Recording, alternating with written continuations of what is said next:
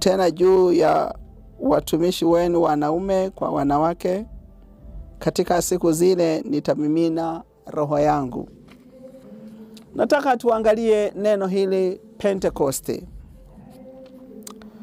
Pentekoste maana yake, au neno hili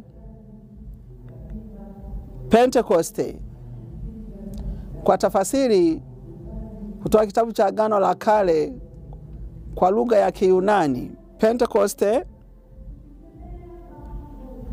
maana yake ni 50.